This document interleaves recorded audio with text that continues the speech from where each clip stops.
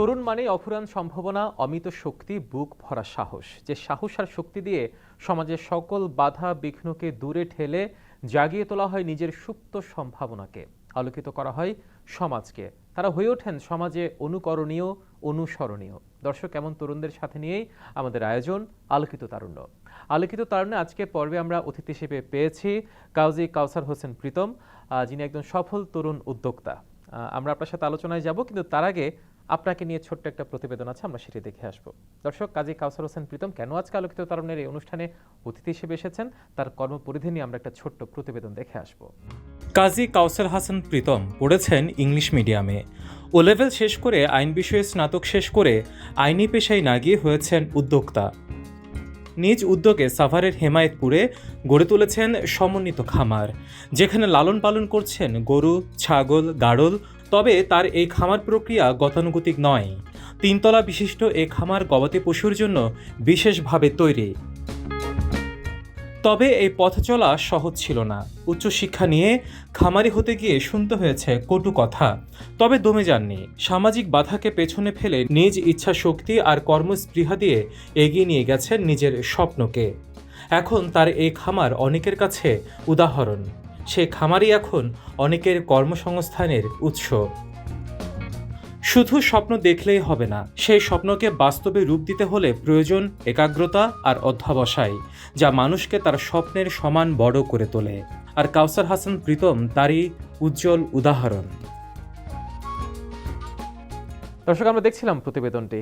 আপনাকে স্বাগত আমাদের এই আয়োজনে। আমরা যে প্রতিবেদনে দেখছিলাম, আপনি নিজেকে একজন সফল উদ্যোক্তা হিসেবে তৈরি করেছেন গরু মোটা তাজাকরণের মাধ্যমে। আমরা জানি যে প্রত্যেকটা মানুষের একটা স্বপ্ন থাকে, পড়াশোনা শেষ করবে, একটা ড্রিম জব সে হাতে পাবে, ফ্যামিলির পিছনে সময় দেবে। কিন্তু আপনারটা ভিন্ন। আপনি পড়াশোনা কমপ্লিট করে আপনি পারিবারিক ব্যবসার পাশাপাশি আপনি নিজে একটা উদ্যোক্তা হিসেবে নিজে গড়ে তুলেছেন। শুরুর দিকের গল্পটা আমরা একটু শুনতে চাই। কখনোই পরিকল্পনা ছিল না যে এই সেক্টরটাতে আসবো, বাট এই সেক্টরটার প্রতি একটা ভালোবাসা ছিল সবসময়। ছোটবেলায় আমার কবুতর ছিল, কবুতর পালতাম। সেখান থেকেই মূলত আমার এই সেক্টরটাতে আসা বা এই সেক্টরটাতে আসার পথ চলাটা শুরু হয় আর কি। তারপর আস্তে আস্তে আমরা যখন পড়াশোনা শেষ করার পর আমি আপনার প্রজেক্টটা আসলে নেই আর কি। এর আগে থেকেই আমার ছোট ছোট পাইলট প্রজেক্ট ছিল, যেগুলো পড়াশোনার পাশাপাশি আমি পরিচালনা করে যাচ্ছিলাম আর কি। তো এই পাইলট প্রজেক্টগুলোতে আমি মূলত আমার স্ট্রাগল টাইমটা আমি কাটিয়েছি, এবং এই পাইলট প্রজেক্টগুলোর মাধ্যমে আমি শিখেছি আসলে এই সেক্টরটাতে শুরুতেই এসে মানুষজন কোনো কিছু করতে পারাটা খুব ডিফিকাল্ট। আগে নিজে যদি শিক্ষা অর্জন না করতে পারে, আসলে একটা টাইমে গিয়ে আপনি যতই ইনভেস্ট করেন না কেন, সেটা আসলে ফ্রুটফুল হয় না, বা সেটা থেকে আসলে উইদাউট ফিজিবিলিটি চেকিং আসলে এই বিজনেসটাতে আসাটাও খুব রিস্কি হয়ে যায়। কারণ যেহেতু আপনি অন্যান্য যে কোনো সেক্টরে দেখা যাবে আপনি হয়তো একটা মেশিন নিয়ে কাজ করবেন, কিন্তু এখানে আপনি একটা জীবন নিয়ে কাজ করবেন।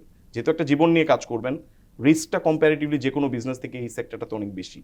তো এই কারণেই আমার যে জার্নিটা, আমি আমার স্টুডেন্ট লাইফ থেকেই আমি ছোট ছোট পাইলট প্রজেক্ট করেছি, এই সেক্টরটা নিয়ে পড়াশোনা করেছি, ছোট ছোট এক্সপেরিমেন্টাল প্রজেক্টস করেছি, সেটার মাধ্যমে শিখেছি, নানান ধরনের হার্ডলস পার করেছি। হার্ডলস পার করার পর আজকে আমি এই জায়গাটাতে এসেছি, যেখানে আমি একটি কমার্শিয়াল বড় প্রজেক্ট করার চেষ্টা করেছি আর কি, এবং আল্লাহর রহমতে টু আ সার্টেন এক্সটেন্ট সাকসেসফুলও হয়েছি। ইংলিশ মিডিয়ামে পড়াশোনা করে আপনি এলএলবি করেছেন। আপনার দেশের বাইরে যাওয়ার একটা অপার সম্ভাবনা ছিল, সেই জায়গায় না গিয়ে ইউরোপের কান্ট্রিগুলোতে ভালো একটা সুন্দর সোনালী সব ভবিষ্যৎ অপেক্ষা করছিল। দেশে এসে পারিবারিক ব্যবসার পাশাপাশি যে গরু মোটা তাজাকরণে প্রথাগত এগ্রোর পিছনে আপনি ছুটলেন, কি মনে হচ্ছে পারবেন? কোনো কিছু অসম্ভব না আমি বিলিভ করি। আর বাংলাদেশের যেই মার্কেটটা, এই মার্কেটটা আসলে যেমনভাবে আপনার মার্কেটটা অনেক রিস্কি, তেমনভাবে কিন্তু অনেক বেশি অপরচুনিটিও আছে এই মার্কেটটাতে। আপনি যদি একটু ডিপলি চিন্তা করেন, বাংলাদেশে যেই জনসংখ্যা, সেই জনসংখ্যার সবারই কিন্তু খাদ্য প্রয়োজন আছে, এবং বাংলাদেশে এই খাদ্য বা কৃষি যে সেক্টরটা আছে, সেই সেক্টরটাতে কখনোই ডিমান্ড কমবে না, এটা কমার কোনো সুযোগ নেই। এবং এই সেক্টরটাতে যত মানুষ নতুন করে আসবে, তত এই সেক্টরটা বড় হবে, কখনোই এই সেক্টরটা চ্যালেঞ্জিং হবে না। হ্যাঁ, এই সেক্টরটাতে নানান ধরনের হার্ডলস আছে, নানান ধরনের আমাদের লিমিটেশনস আছে, সেই লিমিটেশনসগুলোকে ওভারকাম যদি আমরা করতে পারি, তাহলে এই সেক্টরটা আমি মনে করি বাংলাদেশে যে কোনো সেক্টর থেকে বেশি লাভজনক, এবং ফিউচারেও এই সেক্টরটার বহুদূর এগিয়ে যাওয়ার সুযোগ আছে। এবং সময়ের সাথে সাথে যত এই সেক্টরটাতে টেকনোলজিক্যাল অ্যাডভান্সমেন্টসগুলো হবে, তত এই সেক্টরটা আরও বেশি এগিয়ে যেতে পারবে। আমার প্রজেক্টটার ক্ষেত্রেও আমি সেমভাবেই টেকনোলজিক্যাল টাচ রাখার চেষ্টা করেছি। সনাতনী যে পদ্ধতি আছে, সনাতনী পদ্ধতি থেকে একটু বের হয়ে এসে আধুনিক যে কৃষি ব্যবস্থাপনা আছে, সেটার কিছু সরঞ্জাম বলেন বা কিছু এলিমেন্টস বলেন, আমি আমার ফার্মে ইন্ট্রোডিউস করার চেষ্টা করেছি, যেটার মাধ্যমে আমি আমার ফার্মের টোটাল যে প্রতিদিনের যে কাজগুলো আছে, সেই কাজগুলোকে সহজ করার চেষ্টা করেছি, যাতে আমার এখানে অল্প লোক দিয়ে আমি বেশি সাবজেক্ট নিয়ে কাজ করতে পারি, এবং আমার ফার্মটাতে আমার সম্পূর্ণরূপে আমার যে ওয়ার্ক পাওয়ার আছে, আমার যারা আমার স্টাফ আছে যারা, তাদের উপর সম্পূর্ণরূপে যাতে আমার নির্ভরশীল না হতে হয়। আমি টেকনোলজিটাকে একটু কাজে লাগানোর চেষ্টা করেছি। অ্যাট দ্য সেম টাইম সব কিছু আমি প্ল্যান্ড ওয়েতে করার চেষ্টা করেছি। প্রজেক্টটা করার আগেই আমি একজন স্থপতির সাথে বসে এটা নিয়ে একটা লেআউট করে আমরা প্রত্যেকটা জায়গা, যেহেতু আমার প্রজেক্টটা হচ্ছে ঢাকার নিকটবর্তী একটা এলাকা, সাভার হেমায়েতপুরে আমার প্রজেক্টটা, আমার বাসা হচ্ছে মিরপুরে, আমার মিরপুর থেকে খুব অল্প সময়ের মধ্যে, জাস্ট 30 মিনিটসের মধ্যে আমি চলে যেতে পারি আমার প্রজেক্টটাতে। তো এই জায়গায় আমি একটা ইন্ডাস্ট্রিয়াল একটা এরিয়ার মধ্যে আমার এই প্রজেক্টটা করা। তো আমার একটা লিমিটেড এরিয়া, মাত্র 23 শতক জায়গার উপর আমার এই প্রজেক্টটা করা, এবং সেখানে আমরা চেষ্টা করেছি যে 23 শতক জায়গার মধ্যে প্রত্যেকটা স্কোয়ার ফিট এরিয়াকে যাতে আমরা ইউটিলাইজ করতে পারি আমাদের প্রজেক্টের আন্ডারে। তো আমাদের শুরু থেকে একটা প্ল্যান ছিল যে একটা ইন্টিগ্রেটেড প্রজেক্ট করব আমরা, যেখানে আমরা সব ধরনের এগ্রিকালচারাল পার্টকে যাতে আমরা এখানে অ্যাকোমোডেট করতে পারি, সেই ধরনের একটা প্ল্যান নিয়ে আমরা গিয়েছি আর কি। আমরা শুরু করেছিলাম ছাগল নিয়ে, বাট বাংলাদেশে আসলে জাতভিত্তিক ছাগল নিয়ে কাজ করাটা একটু ডিফিকাল্ট, কারণ আপনার শুরু থেকেই সোর্সটা পাওয়া খুব ডিফিকাল্ট। যে আপনার যে প্যারেন্ট স্টক, যে কোনো একটা রিয়ারিং ফার্ম বা একটা ব্রিডিং ফার্মে মোস্ট ইম্পর্টেন্ট হচ্ছে প্যারেন্ট স্টক। আপনি বাংলাদেশে প্যারেন্ট স্টকটা, ভালো জাতের প্যারেন্ট স্টকটা পাওয়াটাই খুব ডিফিকাল্ট হয়ে যায়, কারণ বাংলাদেশে যারা ব্রিডিং করেন আর কি, বাংলাদেশের ছাগল বেশিরভাগ পোষণ হচ্ছে গ্রামাঞ্চলে। তো গ্রামাঞ্চলে যারা পোষেন ছাগলগুলো, তারা ব্রিডিং করার ক্ষেত্রে আসলে জাতটার ক্ষেত্রে এতটা তারা আসলে গুরুত্ব দেয় না। তারা আসলে চেষ্টা করে যে একটু বড় কিভাবে করা যায়। কিন্তু আপনি জানেন যে আমাদের বাংলাদেশে কিন্তু সবচেয়ে ভালো জাত ছাগলের মধ্যে সবচেয়ে ভালো জাত কিন্তু ব্ল্যাক বেঙ্গল, আমাদের বাংলাদেশেই এটার উৎপত্তি। কিন্তু এই ব্ল্যাক বেঙ্গল ছাগলটার পিওরিটিটা কিন্তু ধরে রাখার জন্য বাংলাদেশে খুব লার্জ স্কেলে কাজ করা হয়নি, এখন পর্যন্ত ওরকমভাবে কাজ করা হয় না। সরকার আপনার ব্ল্যাক বেঙ্গল নিয়ে আলাদা আলাদা সরকারি প্রজেক্ট হয়েছে, বাট লার্জ স্কেলে কিন্তু আসলে এই কাজটা ওরকমভাবে করা হয় না। টিকিয়ে রাখা জাতটাকে, জি, জাস্ট জাতটাকে টিকিয়ে রাখার জন্য কিছু প্রজেক্টস আছে, বাট আপনি শুরুতেই একজন ফার্মার যিনি একটা শুরু করতে চাচ্ছেন, উনি চাইলেই কিন্তু সরকারি একটা প্রতিষ্ঠান থেকে চাইলেই সে প্যারেন্ট স্টক কালেক্ট করতে পারবে না। It has a procedure. তো তার জন্য ইজি অ্যাক্সেস যদি হতো, বাংলাদেশে যদি জাতগুলো অ্যাভেলেবেল হতো, বাট বাংলাদেশে জাতগুলো আসলে ওরকমভাবে অ্যাভেলেবেল না। সেটার কারণে আমি শুরুতেই আপনার কিছু হোঁচট খেয়েছিলাম ডিফারেন্ট ইন্ডিজিনিয়াস ব্রিডের ছাগল নিয়ে কাজ করার কারণে। দেখা যায় যে যেহেতু আমি জানতাম না যে আমার ব্রিডিং স্টকগুলোর যেই ব্লাড লাইনটা কি, তো এক একটা ব্রিডের আসলে এক এক ধরনের ডিজিজ রেজিস্ট্যান্স থাকে। তো বিভিন্ন ধরনের ডিজিজে দেখা যেত আমার ছাগলের উপর খুব ইম্প্যাক্ট পড়তো। দেখা যায় আমার একই ফার্মে একটা ডিজিজ হচ্ছে একটা ছাগলের, আরেকটা ছাগল ওই ডিজিজ থেকে বেঁচে যাচ্ছে, কিন্তু অন্য আরেকটা ছাগল আবার ওই ডিজিজে মরে যাচ্ছে, এরকম একটা সিচুয়েশন হচ্ছিল। ইন্ডিজিনিয়াস ব্রিডগুলোর কারণে আসলে আমাদের নানান ধরনের স্ট্রাগল ফেস করতে হয়েছে। তো পরে আমরা একটা স্পেসিফিক ব্রিড নিয়ে কাজ করা শুরু করেছি, যেটাকে বোয়ের বলা হয় আর কি।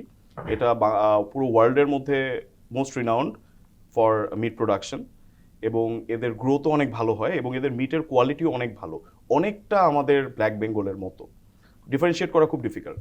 তো এই ব্রিডটা নিয়ে কাজ করছি। এই ব্রিডটা আমার কাছে খুব সম্ভাবনাময়ী মনে হয় বাংলাদেশের জন্য ফিউচারে, যেহেতু আমাদের বাংলাদেশি যেই লোকাল ব্রিডটা আছে ব্ল্যাক বেঙ্গল, এটা খুব বেশি একটা বড় হয় না। তো আমরা ফিউচারে মিট প্রোডাকশনের জন্য আসলে এই বোয়ের ব্রিডটা একটা অল্টারনেটিভ হয়ে দাঁড়াতে পারে আর কি, যদি সরকার থেকে ওই ধরনের সাপোর্ট পাওয়া যায়। অ্যাট দ্য সেম টাইম আমরা বিফ ফ্যাটনিং নিয়েও কাজ শুরু করি আর কি। আমাদের খামারে আমরা গরু মোটাতাজাকরণ করি।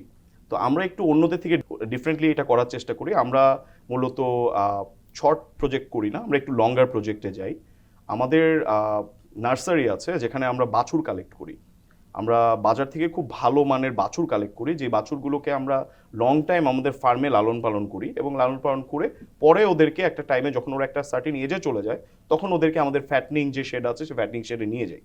ফ্যাটনিং শেডে নিয়ে গিয়ে ওদেরকে প্রিপেয়ার করে আমরা মূলত কোরবানিটা টার্গেট করেই সেল করি গরুগুলো, এবং আমরা খুব হাই কোয়ালিটি মিট আসলে গরুগুলোর মধ্যে নিয়ে আসার চেষ্টা করি, যেখানে আপনার ফ্যাটের পরিমাণ কম্পারেটিভলি অনেক কম থাকবে এবং টোটাল প্রসেসটাই ন্যাচারালি করার চেষ্টা এবং করি খাদ্য আমরা। নিরাপত্তার যে বিষয়টা সেটা জি, নিশ্চয়ই জি। মাথায় রাখেন। জি জি অবশ্যই খাদ্য নিরাপত্তাটাই আসলে এখানে আমাদের মুখ্য একটা বিষয় হিসেবে কাজ করে। যেহেতু আমি লং টাইম ধরে গরুটাকে পালতে পারছি, তো টোটাল প্রসেসটাই গরুটার গ্রোথের জার্নিটা আমার জানা আছে। ছোটবেলা থেকেই ওকে নিউট্রিশিয়াস ফুড দেওয়া হয়, আমরা ওভার ফিডিং করি না, বা গরুকে খুব দ্রুত মোটা তাজাকরণ করার জন্য যেই ধরনের প্রক্রিয়াগুলো অবলম্বন করা হয়, আমরা আসলে আনএথিক্যাল কোনো ধরনের প্র্যাকটিসে যাই না, আমরা সম্পূর্ণ ন্যাচারাল। আমাদের খামারের মধ্যে একটা হাইড্রোপনিক প্রজেক্ট আছে, আমরা হাইড্রোপনিক ফিডটাও খাওয়াই ওদেরকে, সো দ্যাট ওদের গায়ের মধ্যে ফ্যাট যেই রেশিওটা ব্যালেন্স থাকে।